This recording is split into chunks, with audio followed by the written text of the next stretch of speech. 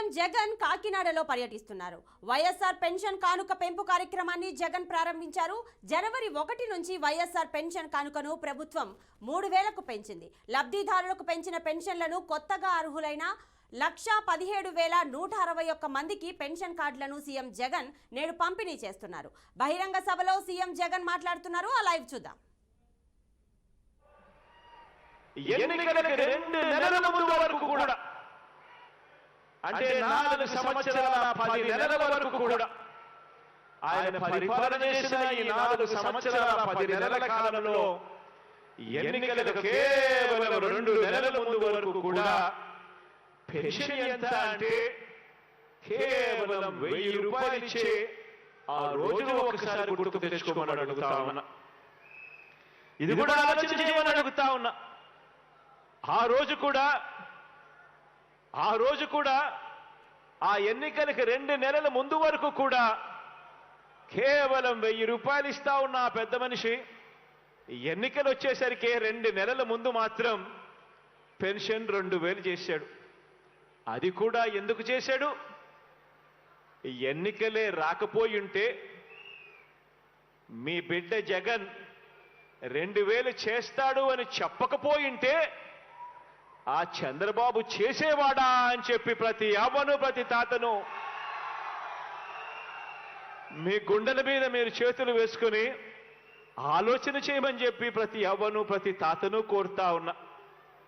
ఈరోజు ఒక్కసారి గమనిస్తే గత 5 సంవత్సరాల చంద్రబాబు నాయుడు గారి పాలనలో యావరేజ్ కింద పెన్షన్ ఆ 5 సంవత్సరాలు కలిపి కేవలం 58,000 రూపాయలు మాత్రమే ఇస్తా ఉన్న ఆ రోజులను చూసి ఈరోజు మీ బిడ్డ పరిపాలనలో ఈరోజు ఈ 4.5 సంవత్సరం ఈ దాదాపుగా 5 సంవత్సరాలు కావస్తా ఉన్న ఈ 5 ఏళ్ల కాలంలో ఆ ప్రతి అవ్వాతాత చేతిలో పెన్షన్ అక్షరాల 1,47,000 రూపాయలు పెట్టడం జరిగింది.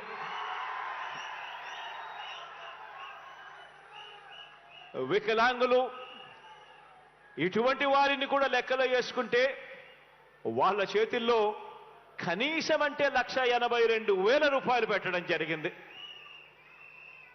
ఇది కూడా ఆలోచన చేయమని అడుగుతా ఉన్నా. గతానికి ఇప్పటికీ మధ్య తేడా గమనించమని అడుగుతా ఉన్నా. గతంలో పెన్షన్ కావాలి అనంటే పడిగాపులు కాయాలి. గతంలో పెన్షన్ కావాలి అనంటే జన్మభూమి కమిటీలకు లంచాలు ఇవ్వాలి. గతంలో పెన్షన్ కావాలి అనంటే మొట్టమొదట ప్రశ్న జన్మభూమి కమిటీలు మిమ్మల్ని అడిగేది మీరు ఏ పార్టీ వారు అని చెప్పి అడిగే మొట్టమొదట ప్రశ్న. అటువంటి పరిస్థితి గతం. పెన్షన్ కావాలంటే సేంతాడంతా క్యూలలో నిలబడాలి. పెన్షన్ ఎప్పుడు వస్తుందో తెలియదు, ఎప్పుడు ఇస్తారో తెలియదు. పెన్షన్ తీసుకోవాలి అని అంటే అడుగు అడుగునా కూడా జన్మభూమి కమిటీలకు లంచం ఇస్తే తప్ప పని జరగని పరిస్థితి.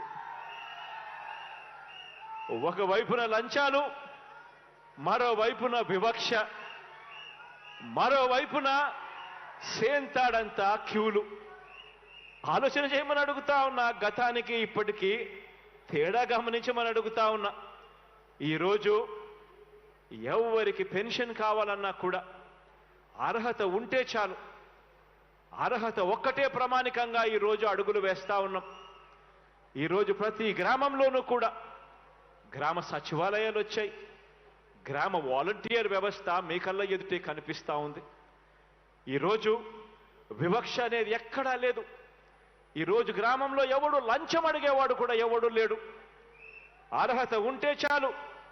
ఈరోజు ఎవరు కూడా కులం చూడడం లేదు, మతం చూడడం లేదు, ప్రాంతం చూడడం లేదు, వర్గం చూడడం లేదు, చివరికి ఏ పార్టీ అని చెప్పి కూడా ఎవరు అడగడం లేదు.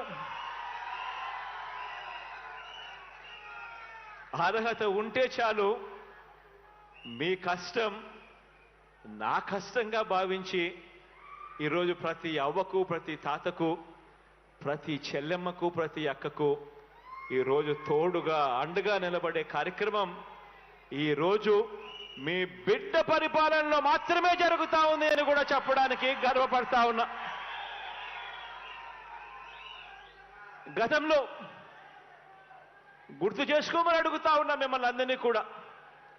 గతంలో ఎన్నికలకు 6 నెలల ముందు వరకు కూడా ఎంతమందికి పెన్షన్లు ఇచ్చేవాళ్ళు అని అంటే కేవలం 39 లక్షల మందికి.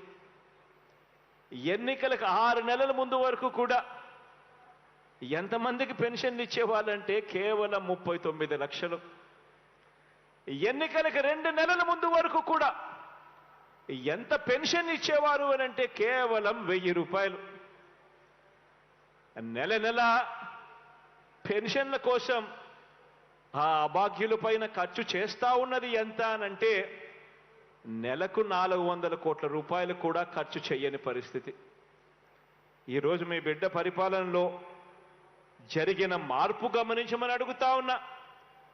ఈరోజు మీ బిడ్డ పరిపాలనలో 39 లక్షల మంది పెన్షన్లు ఇస్తా ఉన్న గత పరిస్థితికి పోయి ఈరోజు 66,34,000 మందికి ఈరోజు పెన్షన్ ఇస్తా ఉన్నాం.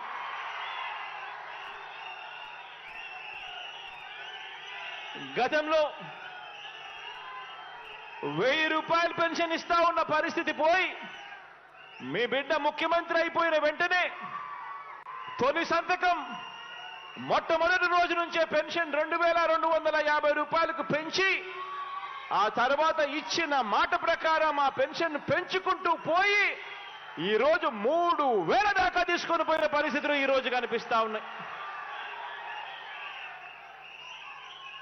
ఈరోజు నా అవ్వ తాతల ముఖంలో చిరునవ్వును చూడాలని, అభాగ్యులైన నా అక్క చెల్లెమ్మల ముఖంలో చిరునవ్వులు చూడాలని, దివ్యాంగులైన నా అన్నతమ్ముల ముఖంలో చిరునవ్వును చూడాలని ఇవాళ మీ బిడ్డ ప్రభుత్వం కేవలం పెన్షన్ల కోసం ఖర్చు చేస్తా ఉన్నది అక్షరాల నెలకు 2,000 కోట్ల రూపాయలను కూడా ఇవాళ చెప్పడానికి గర్వపడతా ఉన్నా.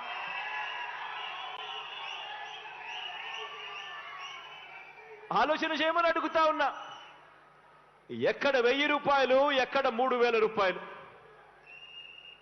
ఎక్కడ 39 లక్షల పెన్షన్లు, ఎక్కడ 66,34,000 పెన్షన్లు, ఎక్కడ నెలకు 400 కోట్ల రూపాయలు మాత్రమే ఖర్చు చేస్తా ఉన్న పరిస్థితులు, ఎక్కడ నెలకు దాదాపుగా 2,000 కోట్ల రూపాయలు ఖర్చు చేస్తా ఉన్న పరిస్థితి.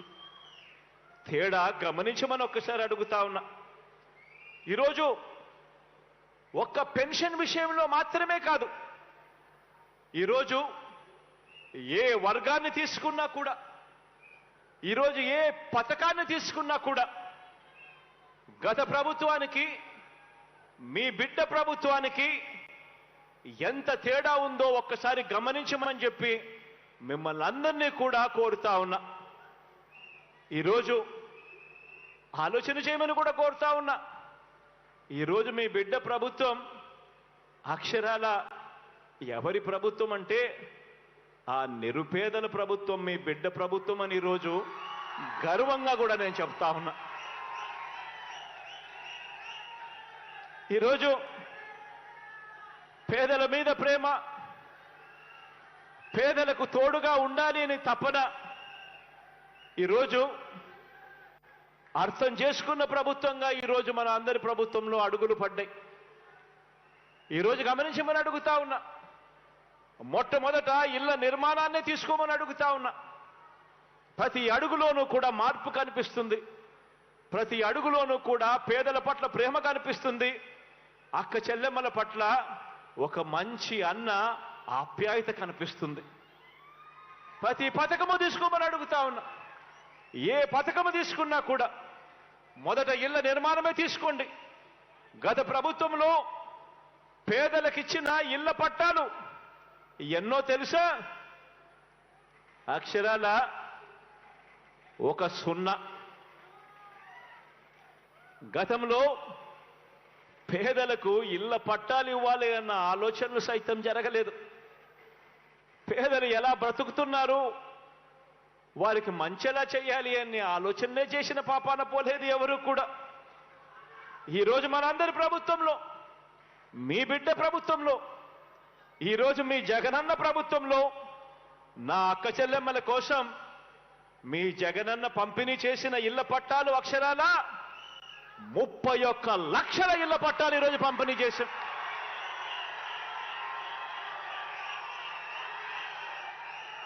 ఎప్పుడు జరగని విధంగా, ఎప్పుడు చూడని విధంగా నా అక్క చెల్లెమ్మల పేరు మీద రిజిస్ట్రేషన్ చేసి మరి నా అక్క చెల్లెమ్మల కోసం, నా అక్క చెల్లెమ్మలను లక్షాధికారులను చేయాలి, నా అక్క చెల్లెమ్మలకు ఒక నీడ ఉండాలి, ఒక గూడు ఉండాలి అని ఆలోచన చేసిన పరిస్థితి గతానికి భిన్నంగా ఈరోజు మీ బిడ్డ ప్రభుత్వంలో జరుగుతూ ఉంది. 31 లక్షల ఇళ్ల పట్టాలు పంపిణీ చేశాం. అందులో కడుతున్నవి అక్షరాల మరో 22 లక్షల ఇళ్లు ఈరోజు నిర్మాణంలో ఉన్నాయి.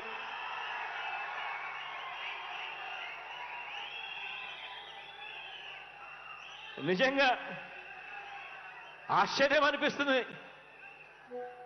మీ బిడ్డ ఇంతగా తప్పిస్తూ అక్క చెల్లెమ్మలకు మంచి చేయాలి, ఆ కుటుంబాలకు తోడుగా ఉండాలి, పేదరికంలో ఉన్న వాళ్లకు అండగా నిలబడాలి అని మీ బిడ్డ పరిగెత్తా ఉంటే 5 సంవత్సరాలు గతంలో సీఎంగా ఉన్న ఒక ఆయన ఉన్నాడు. ఆయనకు ఒక దత్తపుత్రుడు ఉన్నాడు.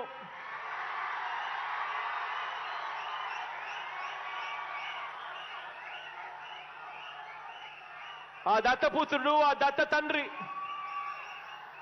ఇద్దరు కలిసి ఎన్నికలప్పుడు 2014లో ఇద్దరు కలిసి 2014లో ఎన్నికలప్పుడు వాళ్ళ ఎన్నికల ప్రణాళికలో, వాళ్ళ మేనిఫెస్టోలో వాళ్ళు చెప్పిన మాట, ప్రతి పేదవాడికి 3 సెంట్ల స్థలం, అందులో ఇల్లు కట్టిస్తాము అని చెప్పి మేనిఫెస్టోలో వాగ్దానం చేసి చివరికి కనీసం 1 సెంటు భూమి కూడా ఇచ్చిన పాపాన పోలేదు వీళ్ళిద్దరూ కలిసి.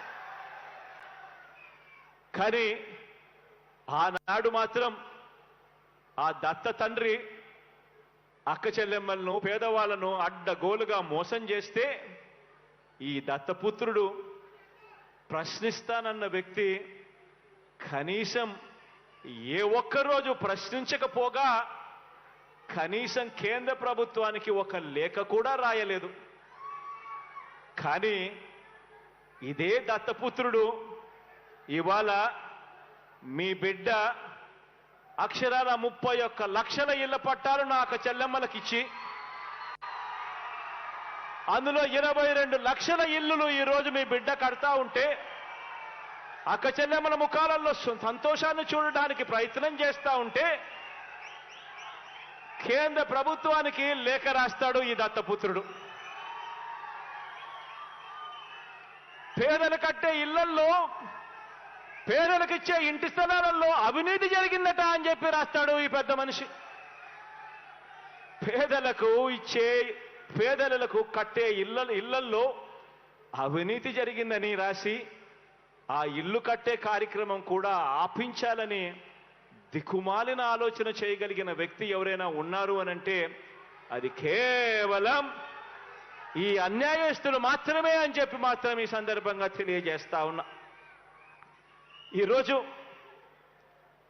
అవినీతిపరుడు చంద్రబాబు అని చెప్పి సాక్షాత్తు కేంద్రానికి సంబంధించిన ఇన్కమ్ ట్యాక్స్ డిపార్ట్మెంట్, అవినీతిపరుడు చంద్రబాబు నాయుడు అని చెప్పి సాక్షాత్తు కేంద్రానికి సంబంధించిన ఈడీ, వీరిద్దరూ కూడా బాబుకు సమన్లిస్తే కోర్టులు కూడా దాన్ని నిర్ధారించి అవన్నీ కూడా పరిగణలోకి తీసుకుని ఆ చంద్రబాబును జైల్లో పెడితే జైలు దగ్గరికి వెళ్ళి ఈ దత్తపుత్రుడు ఈ దత్త తండ్రిని పరామర్శిస్తాడు.